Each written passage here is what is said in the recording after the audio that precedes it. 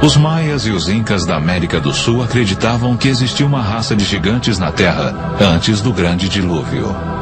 O mesmo se deu com muitas outras antigas civilizações. Alguns os tomaram por deuses, outros reproduziram suas imagens em pedra ou escreveram sobre eles em suas histórias. Os gregos e os romanos falaram de sangue que caiu do céu, indo regar o colo da deusa Gaia, gerando os titãs, uma raça de temidos gigantes. De onde veio a noção de que antigos alienígenas visitaram a Terra no passado remoto? Eu fui educado em um colégio interno administrado por jesuítas. Em 3 anos, tínhamos de traduzir partes da Bíblia de um idioma para outro. No primeiro livro de Moisés, Deus desce do céu na terra, na montanha sagrada, com fumaça, fogo e grande estrondo e ainda tremor. E todos tinham medo. Foi o momento em que eu disse: este não é Deus. Do que é que nós estamos falando? Meu Deus não precisa de um veículo para se movimentar, que treme, faz fumaça e barulhos altos.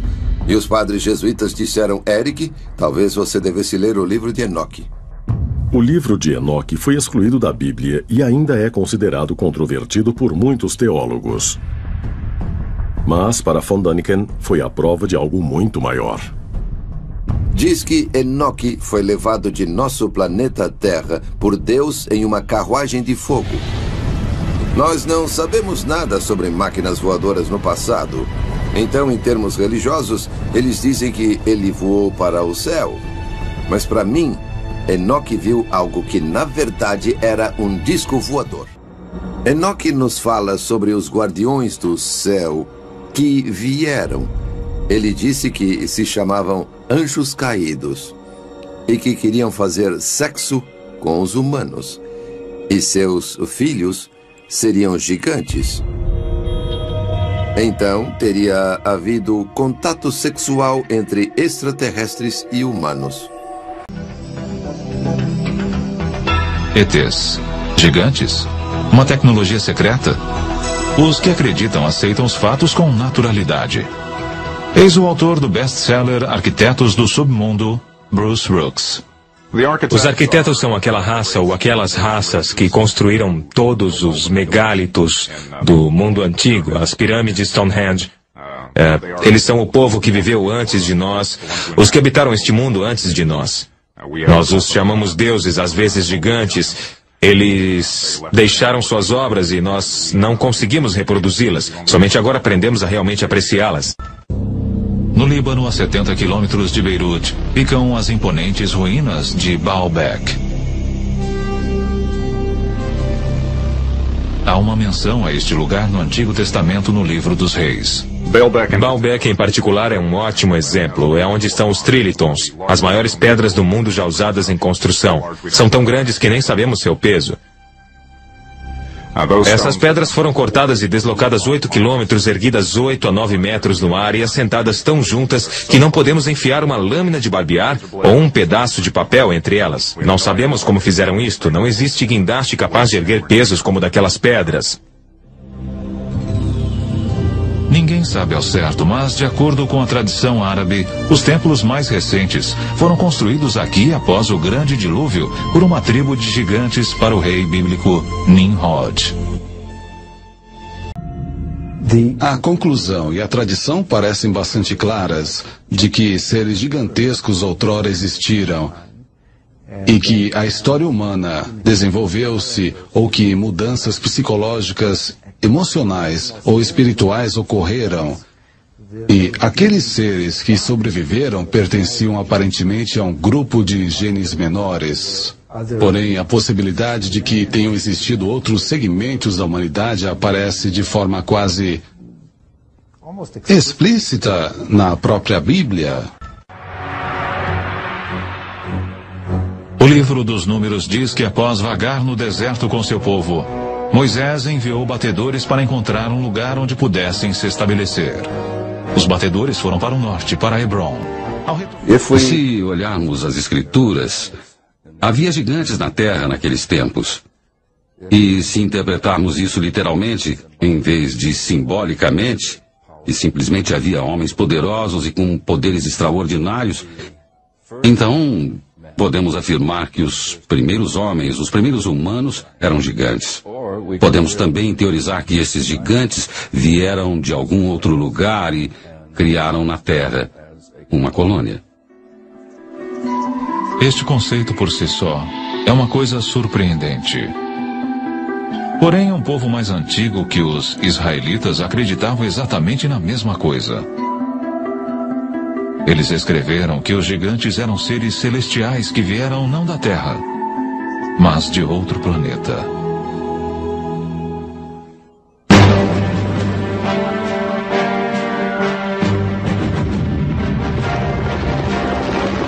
Este é o campo de batalha da Guerra do Golfo. Nós o conhecemos como Iraque. No passado distante, várias grandes civilizações brotaram aqui. Uma delas, a babilônica, foi lendária por sua riqueza e esplendor. Porém, muito antes da Babilônia, há 6.000 anos, outra notável civilização desenvolveu-se aqui.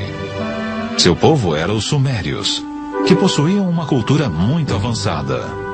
Eles foram os pioneiros de quase tudo que constitui a nossa sociedade atual.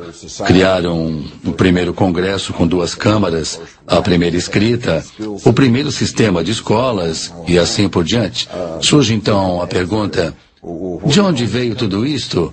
Creio que temos de recorrer aos próprios antigos sumérios e prestar atenção no que eles têm a nos dizer, porque eles nos dizem, em tudo que é lugar, repetidas vezes, que a civilização lhes foi ensinada por seres vindos dos céus para a terra.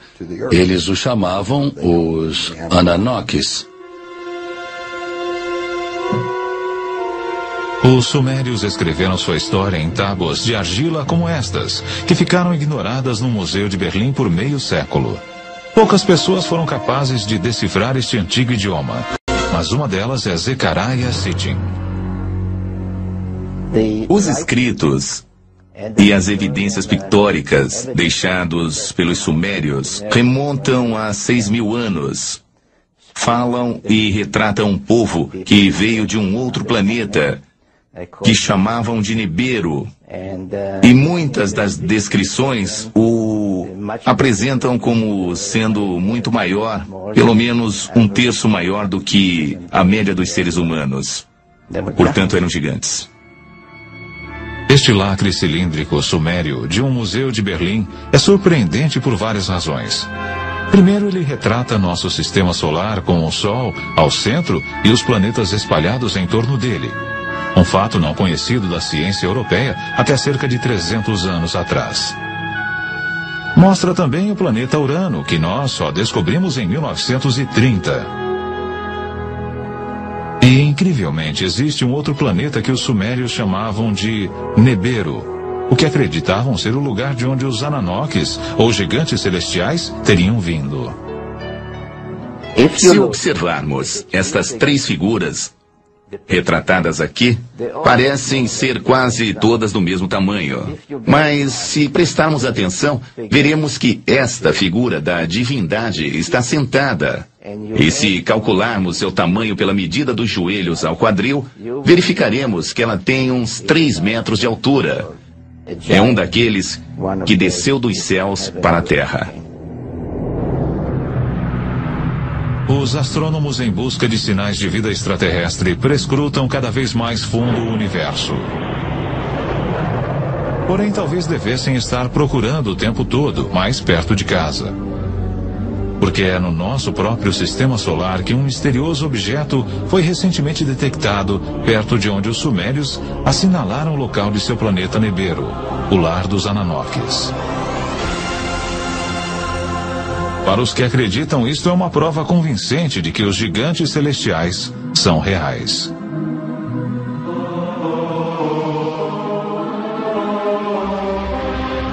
O antigo texto sumério, de uma forma bem ampla, nos diz, basicamente, que mais de 400.000 anos atrás, esses Ananokes vieram do espaço e pousaram na Terra, no Vale do Tigre e Eufrates. começaram por formar uma colônia que chamaram de Éden. De acordo com o Gênesis, Éden, ou Éden, é onde Adão foi criado do pó, e Eva de uma de suas costelas. Outros, porém, têm uma versão mais high-tech sobre como a vida humana começou. Com o tempo, necessitando de mão de obra de trabalhadores, eles alavancaram a evolução empregando engenharia genética. Recolheram o esperma de um dos Ananoques e o inseminaram no óvulo de uma humanoide primitiva, provavelmente uma dessas primitivas cujos restos arqueológicos estão agora sendo encontrados na África, a famosa Lucy, e eles então produziram um híbrido que acabou se tornando o homem de Cro-Magnon, ou seja, o homem moderno. Diz a lenda que quando os Ananoques retornaram após vários milhares de anos para ver como sua obra genética se desenvolvera, encontraram na Terra mulheres irresistivelmente atraentes. Começa na Bíblia, onde podemos ler, no início de Moisés, quando os filhos dos deuses viram que as filhas do homem eram bonitas, eles as tomaram como esposas. Mais tarde, daqueles ventres, nasceram gigantes. Tão destrutivos eram esses titãs, que os Ananoques que os geraram decidiram destruí-los. O livro apócrifo de Baruque nos conta até quantos gigantes foram mortos. O livro de Baruque diz: depois o Senhor criou o grande dilúvio, destruiu toda a vida que havia na terra, incluindo os 409 mil gigantes.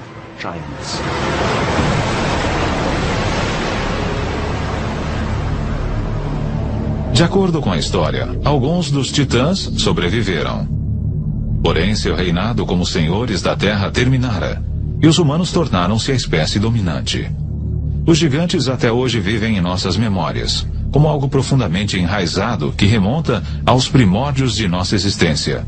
Para alguns, isto é bem mais do que simples lembranças. Talvez estes sejam aqueles que relatam cada vez mais encontros com gigantes saindo de OVNIs. Estes que acreditam nos assegurarão que os Ananoques ou gigantes celestiais estão voltando. Muitos acreditam que os livros apócrifos de Enoque têm mais de 5.000 anos de idade. Neles, Enoque escreveu sobre como foi levado aos céus por 2 homens de grande estatura. Nesta jornada celeste, ele também fala do encontro que teve com aqueles que desceram dos céus para a terra. 2 homens enormes surgiram para mim, com uma aparência que jamais eu vira sobre a terra. Suas faces luziam como o sol, seus olhos também eram como uma luz ardente. E eles me ergueram e me conduziram ao primeiro céu. E voavam com suas asas e deram a volta em todos os planetas.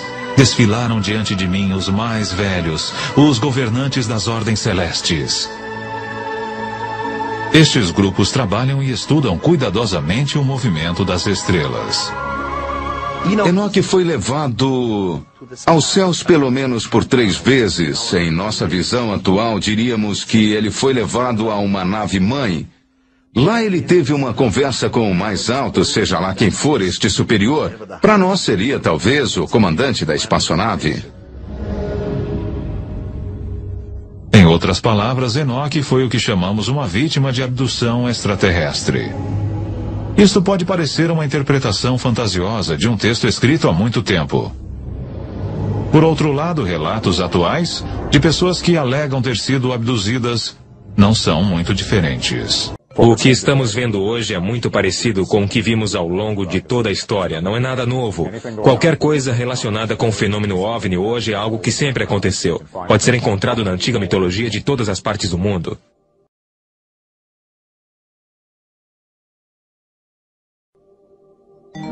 Nós temos as investigações e, naturalmente, em alguns casos temos pinturas em cavernas de seres com a aparência de gigantes e até pegadas gigantes. Eu diria que existiu algo no passado e que este algo era muito maior do que os nossos terráqueos normais. Teriam eles sido nossos pais? Eles foram os patriarcas que vieram antes de nós e são citados em todas as lendas. Os gigantes, os olímpicos que vieram antes de nós. Seja fato ou fantasia, gigantes ocupam nossa consciência coletiva desde que eu possa me lembrar. Mas teria uma raça de gigantes habitado realmente a Terra? Os textos antigos, bem como algumas evidências, sugerem que sim. E seria possível que genes recessivos, existentes nos homens de 2,10 metros e 2,50 metros, que caminham entre nós hoje, estivessem relacionados à antiga raça dos gigantes? Agora, com relatos como os dos gigantes de Voronezh, ficamos imaginando se talvez os deuses gigantes dos Sumérios não estariam voltando.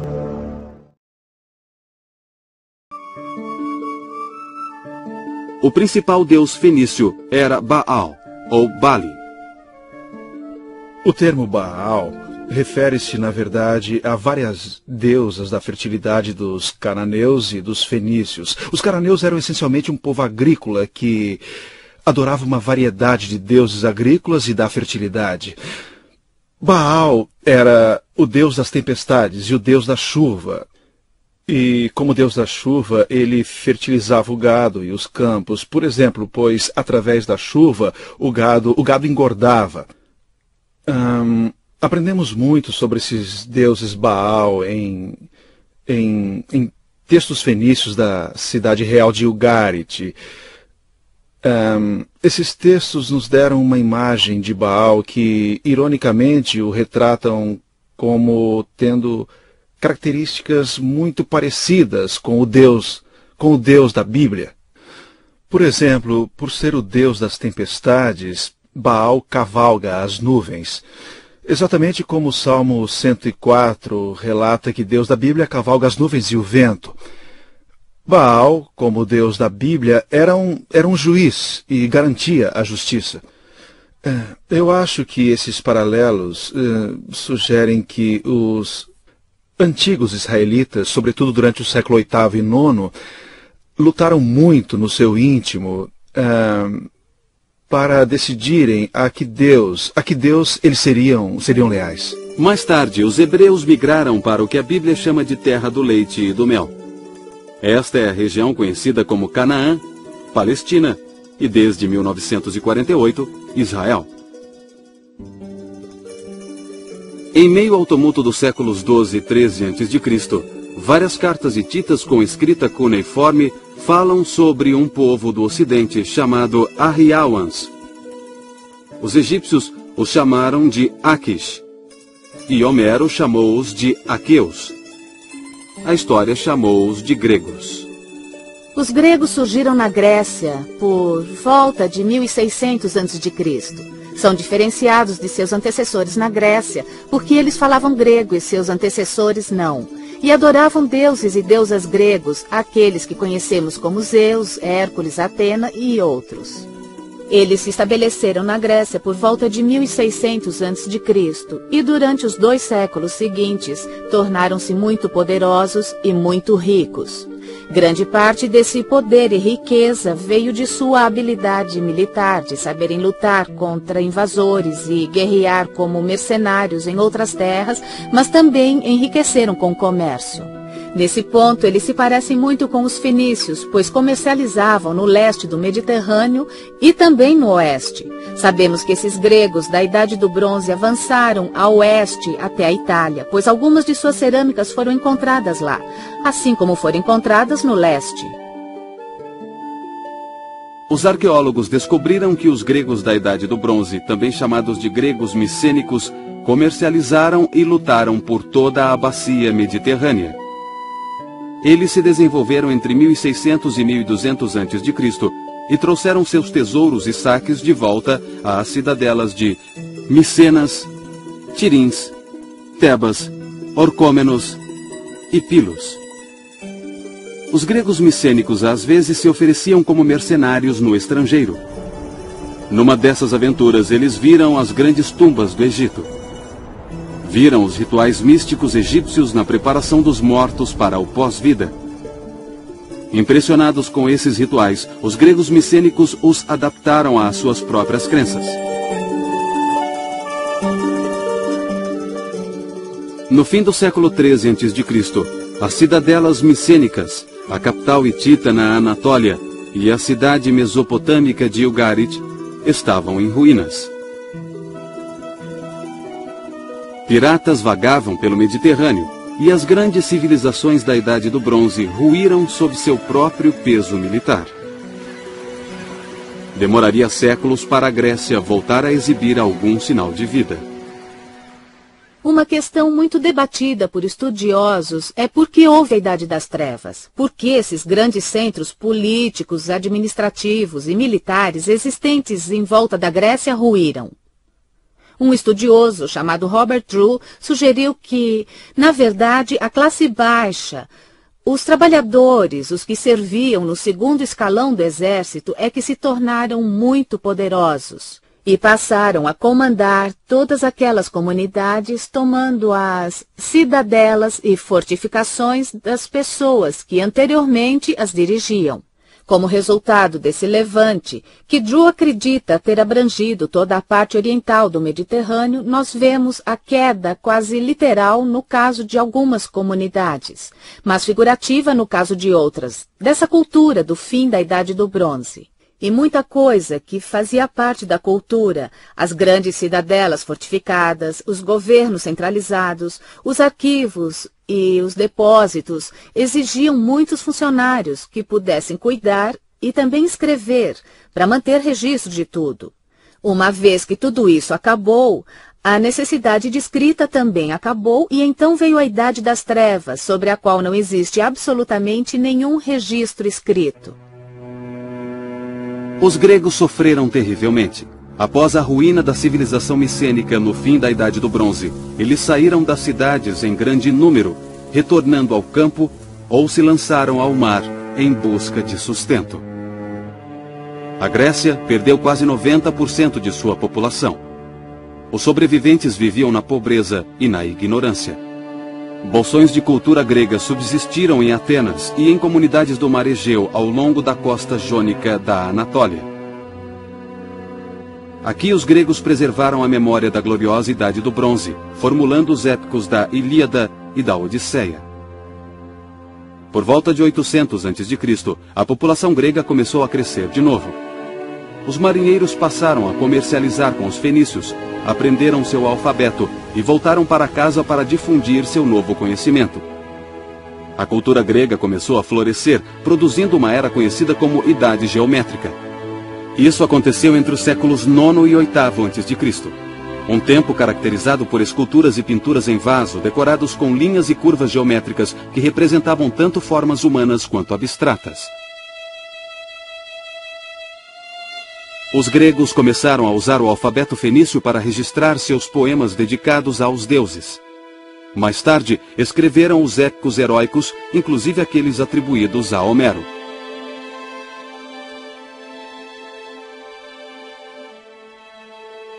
Embora as cidades-estados gregas fossem muito competitivas e belicosas, elas começaram a se reunir a cada 4 anos em santuários pan-helênicos recém-instituídos, que na verdade eram locais para reuniões nacionais. Aqui os gregos honravam seus deuses competindo entre si em disputas atléticas e poéticas. Tanto Hesíodo quanto Homero usaram seu aguçado intelecto grego para modificar e realçar antigos épicos que eram transmitidos oralmente desde a Idade do Bronze. A Ilíada e a Odisseia não podem de forma alguma ser subestimadas quanto à influência que exerceram sobre a cultura grega. Foi das páginas de Homero, tanto da Ilíada quanto da Odisseia, que poetas posteriores extraíram personagens e situações para suas poesias e peças dramáticas. Foi de Homero também que pintores de vasos e escultores tiraram cenas e personagens para suas criações. Por exemplo, vários vasos pintados em Atenas no século VI e V a.C. tiraram de Homero as características dos grandes heróis Odisseu e Teseu e Hércules e Aquiles, muitos dos heróis celebrados e cantados nos poemas de Homero. Enquanto Homero cantava feitos da guerra de Troia, Hesíodo cantava sobre a criação do mundo. Homero e Hesíodo preservaram assim as tradições religiosas da Idade do Bronze, reafirmando-as em termos que refletiam os avanços intelectuais de sua própria era.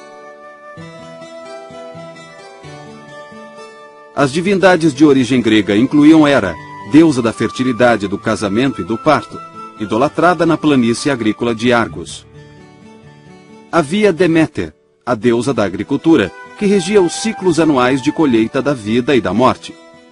E Ártemis, deusa semelhante à mãe natureza, era idolatrada em Dilos e Éfeso, na Anatólia.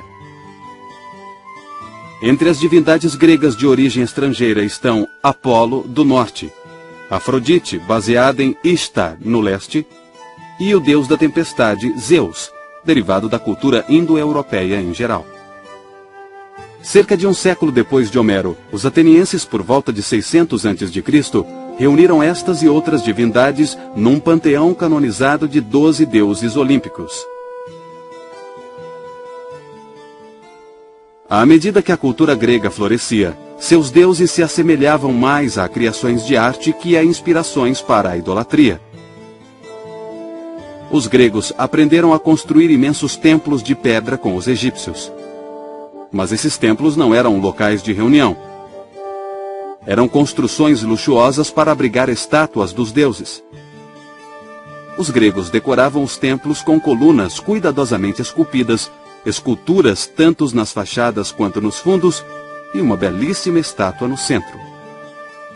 Guiados pela arquitetura egípcia e um dom artístico inato, os gregos buscavam a pureza das linhas e forma. Eles encontraram o material perfeito para a construção de sua arte na própria casa, o mármore. Levou 1 ou 2 séculos para os gregos aperfeiçoarem a técnica com mármore.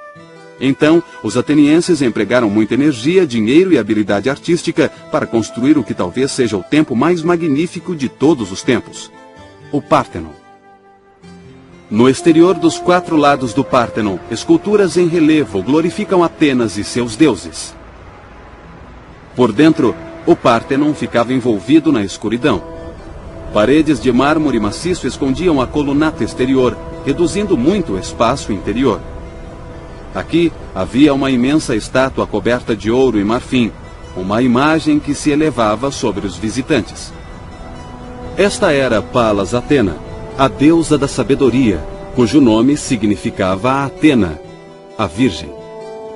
Palas Atena, cantarei a gloriosa deusa em cujos olhos a inventividade cintila, seu coração infatigável, poderosa dama guardiã das cidades. Nesta e em outra canção, eu me lembrarei de você. O Pártenon era dedicado aos deuses, mas glorificava o homem através do talento artístico humano. Homero retratara os deuses como seres próximos e acessíveis, que andavam e falavam nos campos de batalha de Troia. Para cada ação humana importante, havia uma ação divina paralela. Mas esses deuses já não satisfaziam as necessidades da vida democrática dos atenienses. Os gregos começaram a procurar respostas não mais nos deuses, mas sim na filosofia.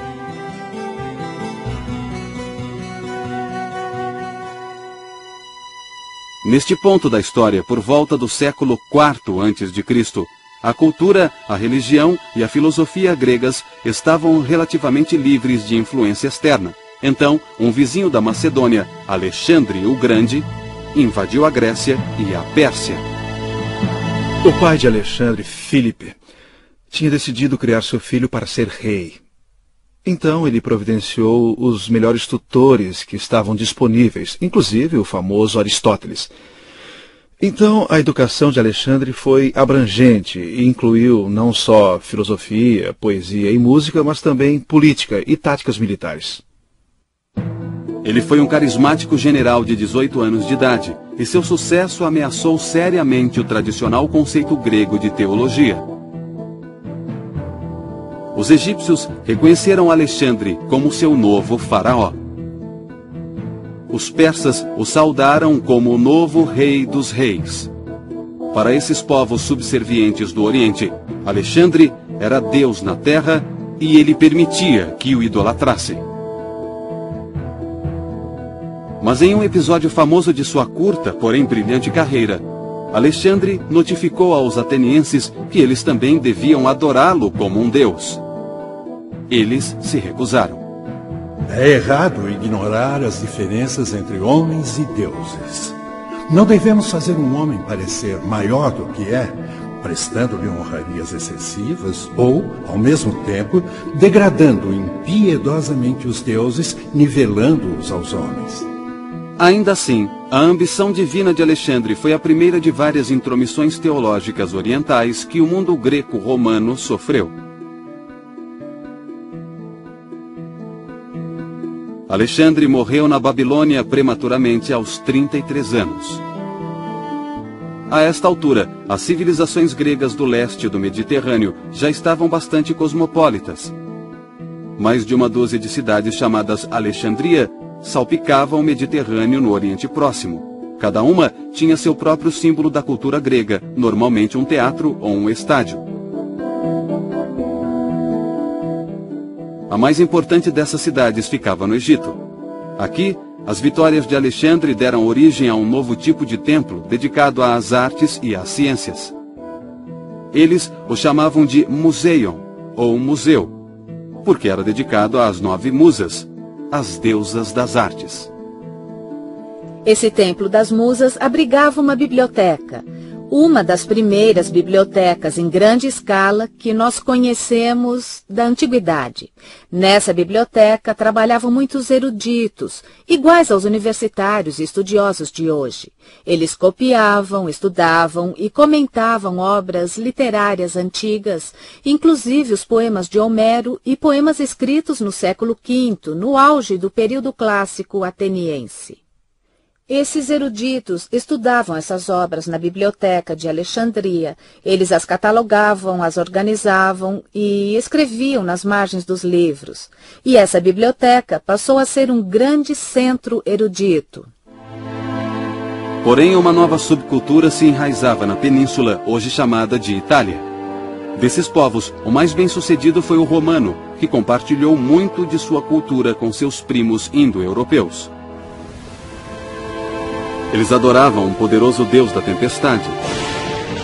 Na língua indo-europeia original, o nome do deus da tempestade era Diaos. Em grego, pronunciava-se Zeus. E em latim, Io. Ao nome Io, os romanos adicionaram sua palavra para pai, Pater, chegando assim ao nome do seu deus da tempestade, Júpiter, ou como o chamamos hoje, Júpiter. Nos primeiros anos, um período que durou de 500 a 50 a.C., a República Romana defendeu e expandiu seus territórios. As semelhanças culturais entre os gregos e os romanos aumentaram quando os romanos conquistaram a Grécia em 146 a.C. Eles drenaram a Grécia de toda a sua arte, poesia e pensadores, adaptando-os o máximo possível à língua latina e a seu estilo itálico. Muitas vezes, eles tomaram emprestados deuses e deusas até na aparência. No caso de Apolo, por exemplo, pegaram o nome também. Em outros casos, eles misturaram esses deuses e deusas com divindades itálicas locais. Os romanos acharam equivalentes locais para os 12 deuses gregos olímpicos. Por exemplo, o deus romano Netuno era equivalente a Poseidon, deus do mar. Mercúrio era associado a Hermes, o deus grego que levava almas mortas para Hades. Vênus era equivalente à grega Afrodite, deusa do amor. Finalmente o amor chegou. Eu orei para a musa e ela me atendeu. Vênus o colocou nos meus braços, fazendo por mim o que tinha prometido. Que minha alegria seja cantada. Aqueles que não têm nenhuma, contem-na em uma história. Nós nos encontramos e somos ambos dignos. O Império Romano era uma mistura de religiões. Seu imenso tamanho explicava a variedade de influências. Mas você, romano, deve se lembrar. Precisa guiar as nações por meio da sua autoridade, pois esta é a sua habilidade. Deve enxertar a tradição à paz, mostrar piedade aos conquistados e lutar até que os duros tombem. Muitos cultos e religiões foram assimilados nesta colcha de retalhos. Os egípcios ainda se pareciam muito com seus ancestrais, que durante milênios adoraram seus faraós como deuses. O culto em Roma agora se voltaria ao pai de Augusto, Júlio César. O culto ao imperador difundiu-se pelo Império Romano em poucas décadas. Mas um grupo de adoradores se destacou quando se recusou a seguir essa prática. Era um grupo de judeus palestinos que acreditava num Salvador a quem chamavam Cristo. No início, o cristianismo era um entre vários cultos das terras conquistadas por Roma. No século IV d.C., o imperador Constantino promulgou o Édito de Milão, tornando o cristianismo uma religião aceita no Império Romano. Mais tarde, ela tornou-se a religião oficial de Roma. Mas muitos séculos depois de o cristianismo se tornar predominante, antigas tradições pagãs ainda afetavam a iconografia cristã, quando mitos gregos romanos foram retratados na arte judaico-cristã. Séculos se passaram, mas por fim, os antigos mitos e religiões do Mediterrâneo cederam totalmente a uma nova ordem. As três grandes religiões ocidentais, cristianismo, islamismo e judaísmo, todas elas monoteístas, suplantaram todas as religiões politeístas e todas as mitologias que haviam prosperado na Grécia, Roma, Egito e terras do Oriente Próximo. Durante toda a antiguidade e até bem depois, mitos foram maneiras poderosas de explicar o mundo. Os mitos, pelo menos, tentavam explicar o que as pessoas, de outra forma, jamais entenderiam. Em termos simbólicos ou espirituais, a perspicácia da mitologia antiga às vezes se iguala ou mesmo excede a mais profunda teologia da nossa era científica moderna. Hoje poucos adoram as divindades mitológicas das antigas civilizações do Mediterrâneo. Mas as crenças e princípios constituídos nos primórdios da história ocidental continuam a nos moldar de forma poderosa, ainda que invisível.